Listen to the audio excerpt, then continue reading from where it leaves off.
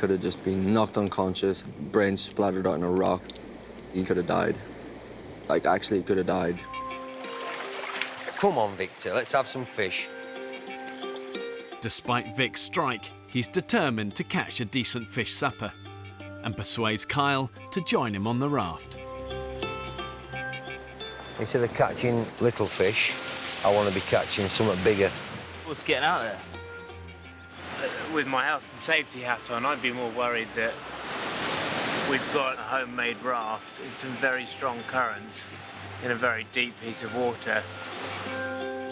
Vic and Kyle are already 200 yards from shore. Should something happen, they're dangerously out of their depth. Oh, this is something, Vic. Ooh. Has Daddy got a tug? Oh! Bit of a tug? Oh! I think Daddy might have a tug, pal. Get on end of that, kid. Get on end of that. I'm not sure what it is. What the f*** is that? What the effing hell is that? We got a deal, kid. You, sir, are going nowhere. Can you hold that for me? Yeah, of course. Thank you. Right, now I've pinned him. Pin him down to the side. Good man. I now need to club him with something, and I think that might be this. Have I got plenty of space? Oh, yes. Yeah, I do believe that's him as we speak now. Right, don't panic, don't panic, don't panic, don't panic. I've got... Oh, you here.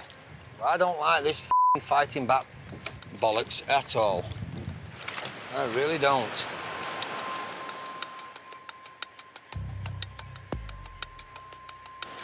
They're 200, 300, 400 yards out now and still going. One of the most precious resources that the men actually have is their own energy. When you're living hand to mouth, struggling for every mouthful of food, the temptation is to go to greater and greater lengths to get that precious energy. Well, that's it. I can now tie you up safely. But here's the danger. The more malnourished the men get, the more their judgment gets impaired. That's when the small mistakes become full-blown emergencies, and that can happen in the blink of an eye. So that's pulling us back. Come on, so that is one hell of a tide, isn't it? If they're getting carried. We are going backwards. Right, go on, paddle, paddle, paddle, don't stop. Vic and Kyle are attempting to paddle back to the beach. I don't like liquids, mate. No, neither do I. Start paddling now! But they've been caught by a powerful undercurrent. Paddle. Paddle, guys! You all right? I think the current's got them. Come on, let's go.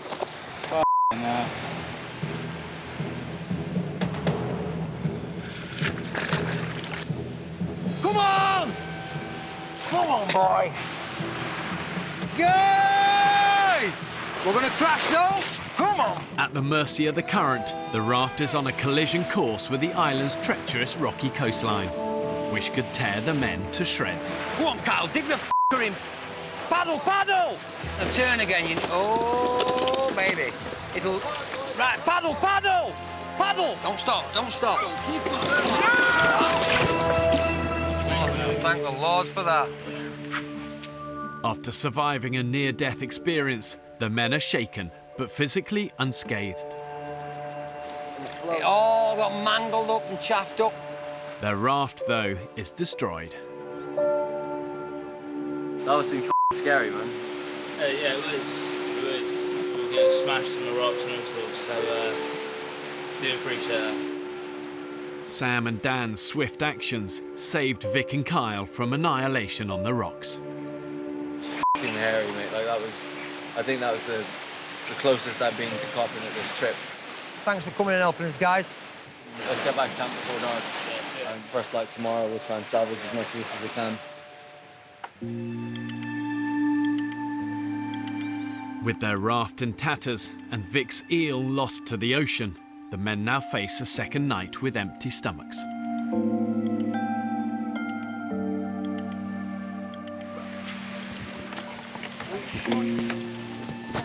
Where the hell's the rest of the raft? So is that the raft? Fripster is no longer, boys. Vic's putting a brave face on that, but he's really shook up. He could have just been knocked unconscious, brains splattered out on a rock. He could have died. Like, actually, he could have died. Wow, guys, look at this. This is cool. It's very cool. Here's that. And it's so clean. Yeah.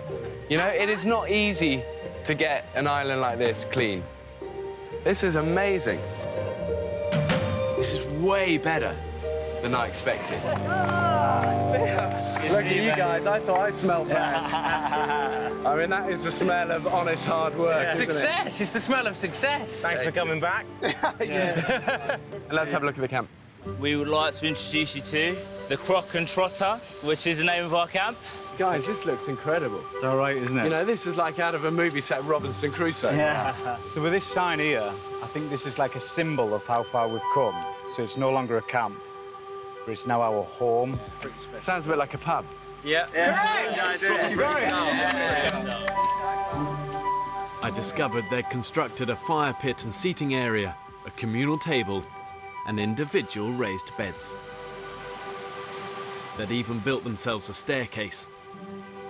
Because of the torrential rain, that hill was treacherous. So one of the first things we did is, while everyone else basically built the shelter, I built the steps. You know, little things like that when you're trying to conserve energy. As a team, we definitely thrived. No doubt about it. I mean, you only have to go and look around the camp to realise that it was a pretty serious setup. Respect. You know, I know what you guys have been through. It's brutal. Good effort, you know. On the women's island, they took a different approach. Would you like a tour? I can't wait to see it. This is our pate, made by coconuts that we ate. You've eaten a lot of coconuts. Far too much coconut. The women had made a huge effort to make their camp feel homely and cheerful. Wow, guys, look at this. This is cool. It's very cool. Here's that. And it's so clean. Yeah. You know, it is not easy to get an island like this clean. This is amazing. This is way better than I expected. And I look at how the men did stuff, and it was functional, technical. It didn't have this kind of warmth. Little touches of decoration, you know? To me, it has much more of a heart to it. This is home. The first rule of survival is to find a safe place to build shelter. Just see the rocks in the distance just there, that's home. That's where we're going. The men chose an excellent spot. Booyah! Beach! It was close to the sea, which is a great source of food, but set back enough from the beach to give them natural protection from the elements. Because it's elevated, this is not really going to get that wet. Right, what do you want me to do, Paul? What we need now, cross members. Having chosen their location, the men set about building shelter to protect themselves and their fire from the frequent tropical storms. It's got a fairly good canopy. It's got 4 corners that we can notch off, put rope into, cover over the top. From my experience in the wild, constructing a good shelter is crucial, not only to get yourself out of that weather, but also just for morale. You know, if you're just getting pissed on all day, all night, to have somewhere to hide away, get out of it, means so much. So, these are the dormitories. The men went on to build individual covered beds that were raised off the floor to protect them from the jungle critters. A group of guys decided that they were going to start throwing up a bed for everybody, and then you would personalise your own bed by putting a roof on your pitch, depth of bed, length of bed, that sort of thing. The beds were built using A-frames and lengths of washed-up rope for their mattresses. OK, whose is the best, you reckon? Mine. And that's this one. A man's bed is his castle. I got stuck into my bed, making it as comfortable as I possibly could, because once I'd got in that bed, I wanted that to be my personal place for me to go, close my eyes and be at home. So I realised once they decided to make individual beds, pick a decent one, make it a palace. You happy for me to have a go? By all means, sir. Are you going to be sad to leave this, Vic? Yes, I am, yeah. That was my one luxury on this island, and that good night's sleep every night. Oh, God, yes. If the bed is a-rocking, don't come and rocking. Have you learned to hate drinking warm water? No, I don't mind it. Actually, it's good. It's really good. And you don't have to kind of just knock it back. It's decent water. Yeah. The water was not an issue. Yeah. And actually, dehydration was your own fault rather than lack of water. Yeah. With water sorted, they now needed to feed themselves. I ensured they had enough indigenous animals, vegetation and water to keep them alive. What they had to do was have the ingenuity to find it, catch it and kill it. Yeah, good. Well good. Before entering this extreme environment, they were given basic survival training in what they could hunt and trap. These were just regular, ordinary, everyday people in regular jobs. Diverse jobs, but everyday jobs. This is a boa constrictor. This guy is edible. They do get huge. They've been known to take small children. You can't afford to be squeamish. Killing your food is a survival reality. If it's food, it's fuel. A testament to British engineering, this will be. In my experience, one of the most energy-efficient ways of hunting is trapping. If it works. From the intricate Cayman box trap, which when set off forms an inescapable prison, Let me out! to the simple spring-loaded trap, which uses a trigger system to ensnare the animal. Comes down to feed or water, put a little bit of bait out. Bingo. I had this TV view of trapping. You make one trap, you catch one animal. No, no, no, no. Okay, ready? You have to put out a lot of traps, you have to keep going back to them, and eventually, if you're lucky and you've done it right, you'll catch something. Right, I'll distract him. Hey, Mr. Croc. Hey. But once you've trapped an animal, you need to kill it. We need to get a loop over that mouth. Ooh, look at that beauty. With the crocodile, the men used a noose to control the jaws, so it could be manoeuvred into position. Watch him, watch him. Go now, go now.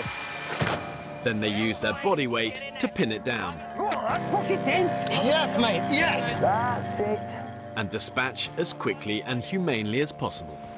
The technique that they used to catch that crocodile was actually textbook. It was pretty impressive because there's no doubt, you know, you're faced with the #1 predator on the island. It's intimidating. Like, I felt very, very strongly like if we're going to kill stuff, we should kill it humanely and we should not waste any scrap of it. Go on, look at that. Mummy, get in. Unbelievable. Let the feast begin, boys. Yes. These are some of the trophies we kept. We absolutely ate everything. 7 feet of beautiful crocodile. That's all that remains, pretty much, apart from the sign. Thing is, if you hesitate, you lose. Set your traps, set multiples of them. You've got to be opportunistic. That's great, you're right. Dosh. While some men accepted that killing was necessary to eat, Okay, sage and onion. One of the things I think the women struggled with was putting aside their instinct to nurture and turning it to an instinct to hunt and to kill. Hunting and killing has been the biggest eye-opener that I've taken from the island. taking a life is never easy. And for the women, it was a real turning point. They overcame one of the hardest psychological obstacles, showing they had what it takes to be survivors. You can spend a week trying to trap an animal, and then the actual killing process is pretty gruesome. It's actually a really emotional thing. Using a knife, the most humane way to dispatch a pig is by severing its jugular veins, which renders the animal unconscious. It was so hard. It was horrible. Horrible. It took them a long time to embrace the hard realities of this isn't going to be pretty.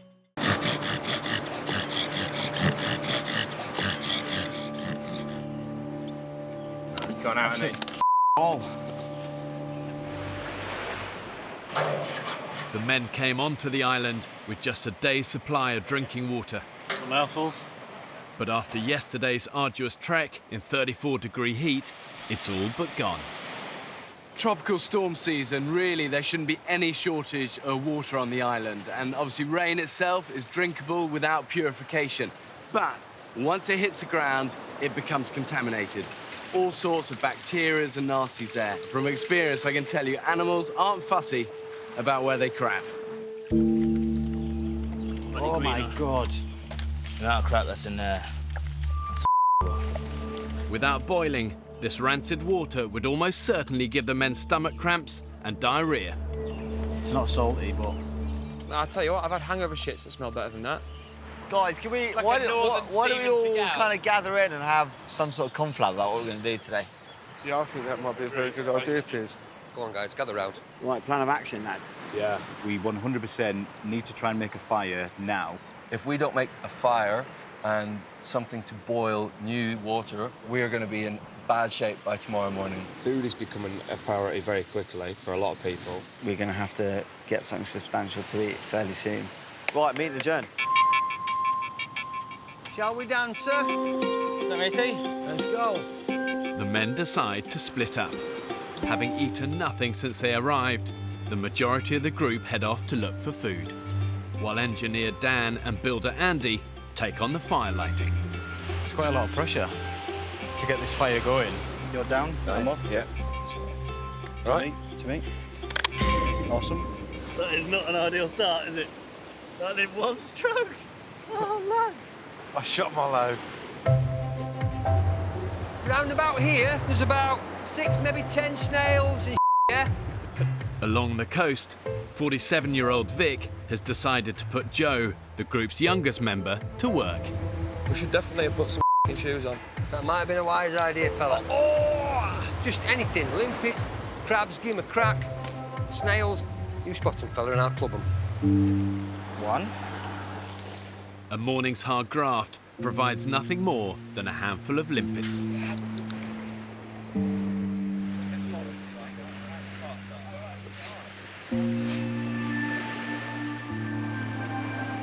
Give it a good old chew. Oh. Yeah. Yeah, tough. Limpets are horrendous. You don't buy them in supermarkets, do you? So they're not known for being very nice. I don't think they're very nice at all. For now, the men will have to go hungry. Stop. Who said there's no smoke without fire? Lying. Fire's pissed me off a little bit. I just don't know what we're doing wrong. Lighting a fire has become an urgent priority. It's 34 degrees in the shade, and the men have had little to drink in the past 12 hours. We've got no water. None at all? None. I had a piss 20 minutes ago, and it was like pissing lion's golden syrup. I had to push it out.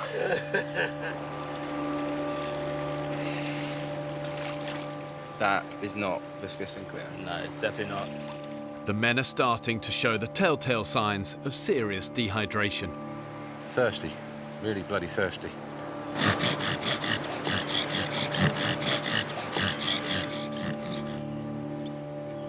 Gone out, hasn't it? Oh. The vultures are circling already. Can you look at the size of that? Jesus. That's prehistoric. How about your glasses? Do you reckon we could... Can I try your glasses? Try it. Right, yeah. With their need for fire now critical, web consultant Kyle has an idea he wants to try. We've got Andy's glasses.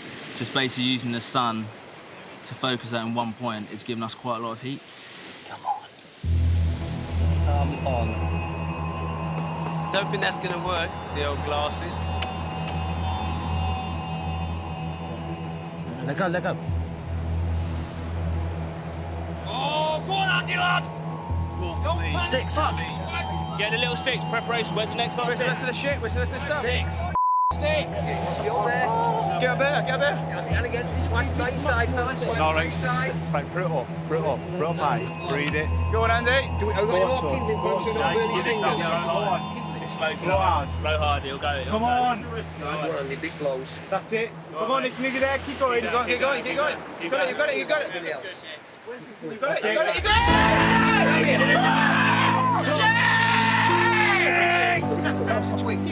The little twigs. twigs. Yeah. Twigs. Behind you. Behind you. Slowly, slowly. Yeah.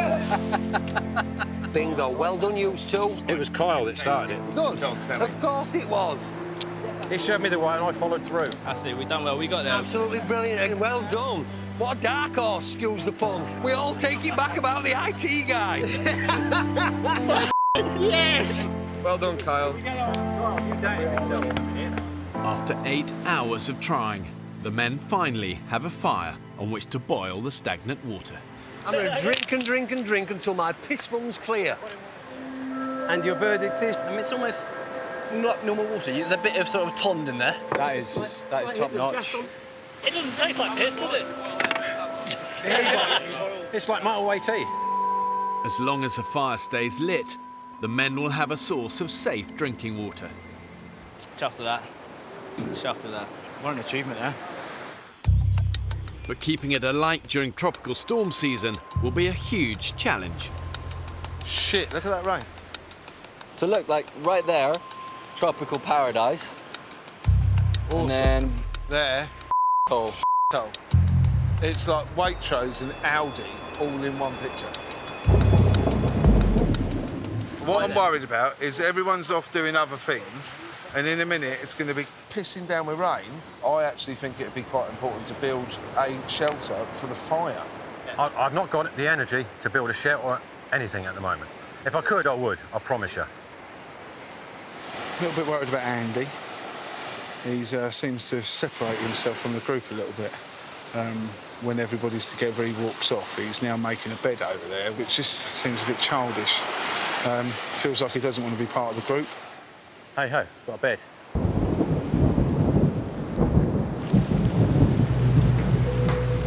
you want to help us get something just to cover this up, because it's going out already? An hour before sunset, The heavens have opened, as expected. We've got a fire going. Yeah, but we've got which is brilliant. However, it is now pissing down with rain. We've got no cover over it whatsoever. We've got nowhere to sleep whatsoever. So I would say our priority is shelter. Honestly, in the politest way possible, we need to cover up this fire because it's going to go out. without the fire, the men will have no means of purifying water to drink. Who was doing the leaves? Is anybody getting the leaves to cover this? That is going out in about half an hour.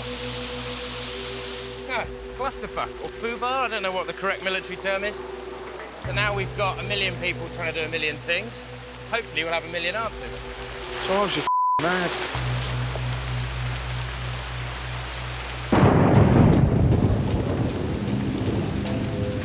This rain is absolutely unbelievable. You don't ever see rain like this in the UK. Absolutely, completely stoking. 8 p.m, the men are still desperately trying to make a watertight shelter to save their fire. Over and under, that's it. See if we can bend it, Barn.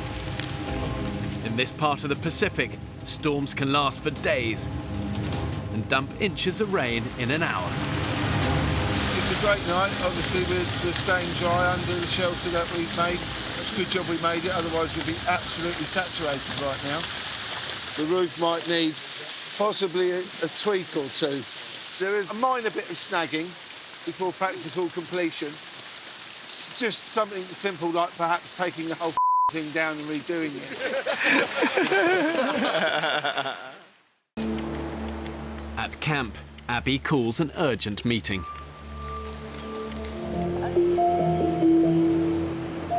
Georgina must once again go to bed hungry. But she's not the only one who's suffering. I've got pants as my pillow and smelly socks. 47-year-old Abby has been dealing with back pain since a horse riding accident in her teens. Oh, God. Abby's not happy. She's in pain. So I hope she's okay. Since arriving on the island, she's been sleeping on the hard ground. I have nowhere comfortable that I can go. Honestly, it's laying down on the floor. I think my back's absolutely screwed. It's really hard to explain because it's not something you can see. And it is my health, and it's not something that anyone can help me with. I don't want to be a liability to anyone else and not be able to do the things that I came to do, which was to help and be a grafter.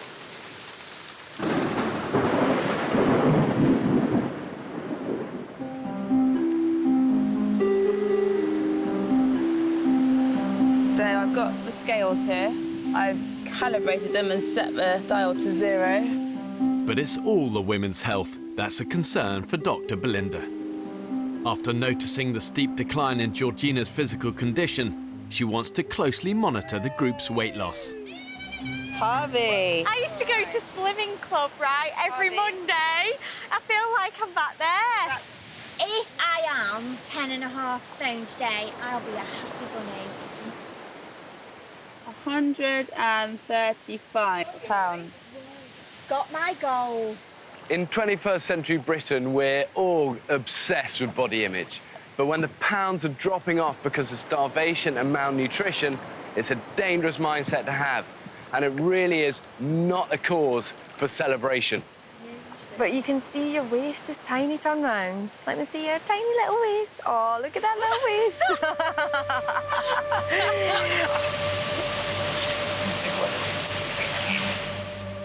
George. You've lost a lot. God, you're wasting away, aren't you, sweetheart? I have to say, I don't find starvation a good way of losing weight. I don't think we should be celebrating. I just don't find starvation a sexy way to get skinny. Georgina has lost a dangerous 21 pounds in weight, and collectively, the group have lost almost 10 stone, the weight of an entire person. We're at a critical stage where our bodies have got no food and so can't sustain themselves. We're not on a diet. We're starving. Concerned about their dramatic weight loss, Georgina calls the group together. I do feel like I may have nosedived in terms of food deprivation a lot quicker than the rest of you. I can see that I've been a lot weaker than the rest of you. And I really do think that food still needs to be #1 priority. I just don't know how long we can sustain 5 limpets. I don't think we can. I think we're all a little bit in denial about how critical it is that we start finding food.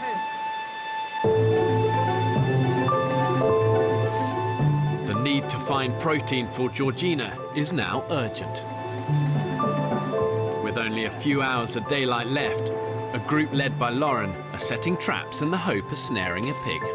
Nice little track, isn't it? Unless you're wanting to survive off shredded old bits of coconut and the old yucca plant, then it's time to face up to the facts that I'm going to have to maybe, you know, get a bit brutal. Okay, you ready? Yeah, it works. Yeah.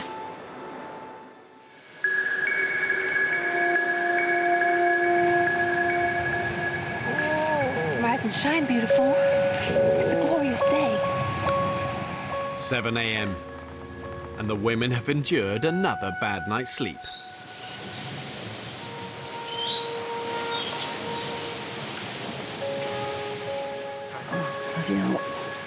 In pain, 47-year-old Abby confides in her closest friend, Beth. Every night when I said, this is the time I dread, because I'm so uncomfy. Even just turning from my back to my right is like a knife going into the nerve. It's like, ah. I'm now really concerned. She hasn't really moaned. One of Abby's problems is that she's worried that she doesn't like giving up. She likes to keep going and keep going. And she's such a hard worker. She's just fucking amazing. Let's see what's in this sucker. She's a proper grafter. And I love that. But her mind is saying one thing and her body's saying something else, and she's got to listen to her body. At camp, Abby calls an urgent meeting. Over the last few days, my back's gone downhill massively, to the point where I'm in a lot of pain, and it's now worse than it's ever been. I know certain people here kind of said, do less. I wouldn't be happy doing less. But the fact is, I have to get off the island because I'm not helpful to you anymore. I'm really sorry, and I feel like a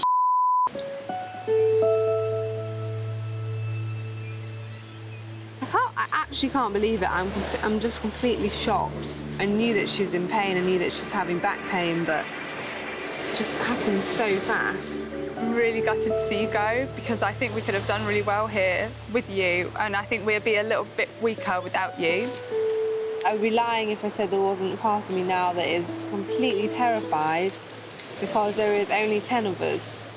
Just everything now is going to be completely harder. And I can't imagine how we're going to get through and we're going to feed ourselves. I think hunger's going to become such a problem.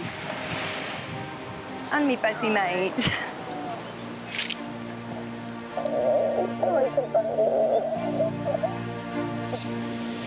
So sad. I'm annoyed for her that she had to go because of her back. And then I'm annoyed for me that I'm going to have to stay out here. But we just got on really well, and it was just really nice to know that she was there. Bye. Oh, I miss you already. Come back. I don't know about you, but I feel thoroughly fed up. Yeah. I felt as a group get smaller and smaller. You're like, how are we meant to do this? Exactly. That's exactly. How on earth are we meant to do this? Exactly. Yeah. Guys, we've had a fall. Oh, OK, don't panic. No, don't. You're all right. Moment. This is really funny. Oh, no, wait. Sit forward. Sit forward. Got to sit forward. OK, there we go. The urgent priority for the group is to find a safe place to camp, away from the jungle creatures and near a sustainable water source. There's only going to be, what, like 20 litres of water, and that's not lasting us 14 people for very long. As nice as this camp is, we want to... Is it? I am trying to be nice. Go and find the beach. Yeah. So one group's going to go look, and one group's going to stay here. Who's in the go group? Me. Can I come? Yeah. Have you got your whistles? And Yes, your we're whistled up. Hold on a minute. You think that you can walk right round this island? We in the don't water? know anything. It's trial and error, isn't it? I think this decision has been made a little too quickly, and I just think we need to plan. Why don't we just stay here for another few hours thinking about it? Or we could go. Are you not coming now? Yeah, I am. Off your butt, then. So do you see if we go to the end of that bit there and see what's around the corner? I wish I had water with me. With nothing to carry it in, Abby and Fran's group set off with no water. I'm really hoping we find a beach because last night was not fun. My body does not like this at all. I hope there's paradise beyond these rocks. Finding a good camp is a key priority. They'll need a base with vital resources close at hand. The sea for food, the materials to build a shelter, and a plentiful water source. Let that be a beach, please. Oh, my God. It's grim. I have a feeling when the tide is high, that disappears. Yeah. What, the whole of that? I agree. And that's a mangrove there. Yeah. This whole thing's been futile around this side, then. This is What do you want to do? I need to have a drink. So we have a good trek to get back to Drink Town. I'm like shattered. We can't let this island take its toll on us on the second day. It's hot, we don't have water. Just even trekking is a risk right now. The women have left themselves exposed in oppressive 30-degree heat with nothing to drink. I'm sick. We'll have to sit down in a minute, I'm going to collapse. It's a long way back to their temporary camp. Guys, we've had a fall. Oh, OK, don't panic. No, don't, you all right? Moment. This is really funny. Oh, no, wait, sit forward. Sit forward. Got to sit forward. OK, there we go. Just put your head down low, low. Don't headbutt anything. So sorry, I know. Do stop apologising. In temperatures like this, the women have got to drink a lot, between 2 and 4 litres of water a day. If they don't, they're finished.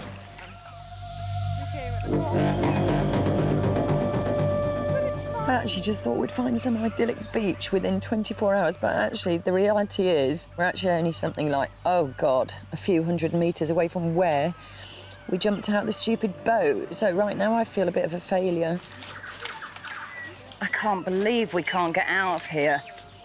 The whole notion of surviving on a tropical island may sound idyllic, but the reality behind the picture postcard fantasy is brutal. And it may look like paradise, but trying to survive on an island like that really can be hell on earth.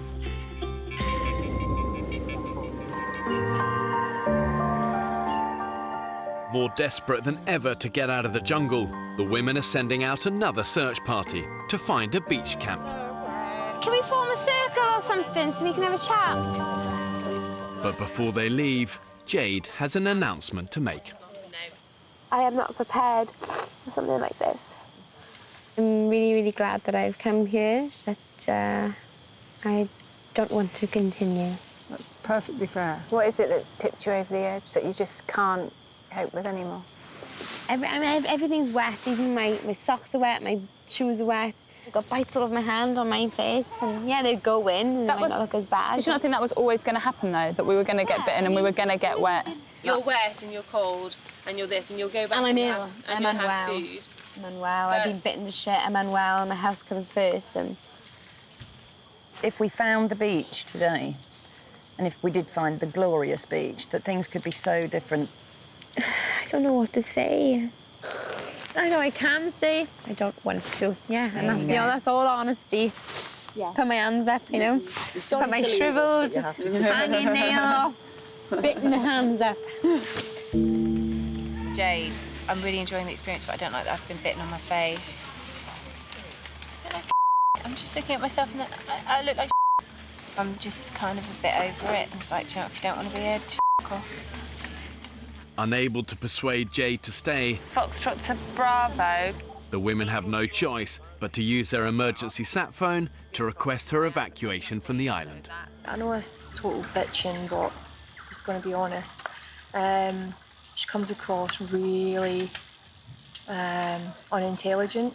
She is not intelligent enough to actually realise what she was getting herself into coming on the island. Bye, love. I can't get up. I've got nothing on my feet. After less than 48 hours on the island, hairdresser Jade is making her way to meet the boat that will take her back to civilization. What's the point in me waxing my bikini? I haven't even shown my legs yet. The truth is, for the women on this island, every single one of them will have a low point. It is just the nature of survival. This is all about seeing who, in those moments, who rises and who crumbles. And because we've had a break, everybody else has had a f***ing break and nothing's happened. Do you know what? Sometimes I find this island sends me round the f***ing bend. Midday. With tonight's dinner stored in their makeshift fridge, the women who stayed up preserving the pig are resting on the beach. You smell so clean. No, I don't. I'm sniffing you. 55-year-old Julie is hard at work, determined to supplement the women's dinner. She spotted her dead fish. But what I'm going to do is, I'm going to tie this up and tie it to my ankle and see if anything else comes to eat it that I can scoop up in my kiddie net. What a lacking talent I make up for in enthusiasm. My mum used to say that. Oh, Julie. 862 altogether. I'm single, divorced. I've bought the house. This is my second house that I've bought. And I've done it all on my own.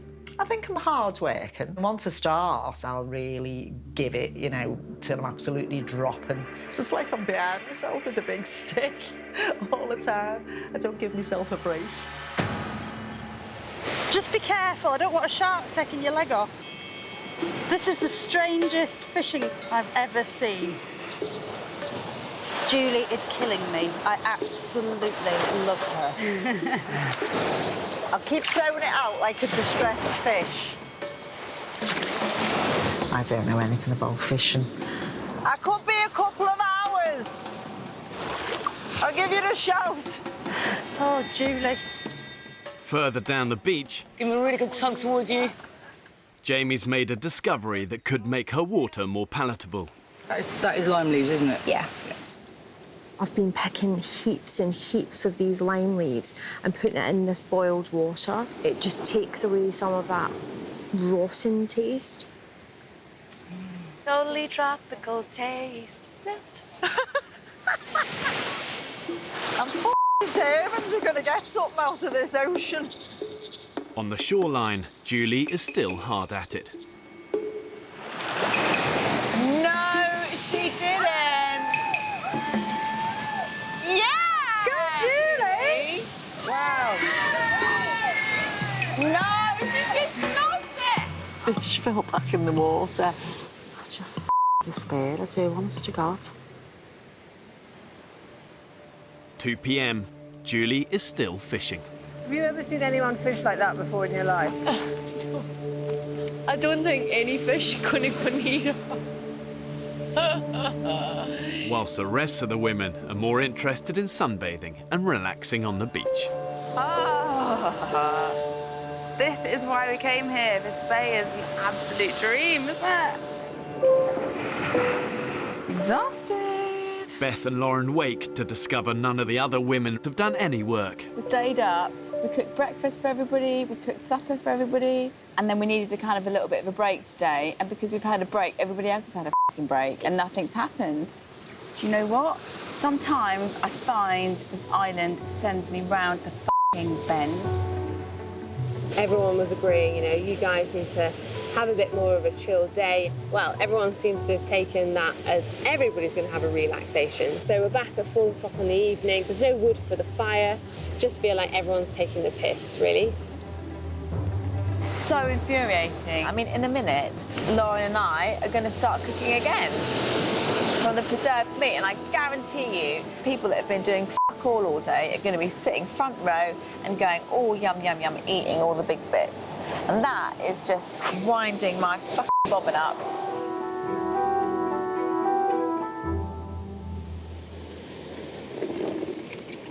Oh my God, that smells funky, doesn't it? Lauren and Beth have dug up the jerry can of preserved meat. I mean, that jerry can does smell of f***ing vomit, though, doesn't it? I think it's borderline. It goes off very quickly, doesn't it? With no other food collected during the day, the women risk eating the suspect pork. Come and grab a coconut bowl and fill up. What do you think, girls? Doesn't taste right, does it? Makes you feel a bit ill. It is absolutely disgusting. Like, tastes gross. Disgusting. But, you know, when it's the only thing you've got to eat. The pork may have been foul, but at least Jamie's flavoured lime water has hit the spot. Oh my God, Jamie, it's so good. Oh my God, it's amazing. That was really exciting. It's the best thing ever. Oh, That's almost better than cunnilingus. I don't like them being down there. What? I get scared.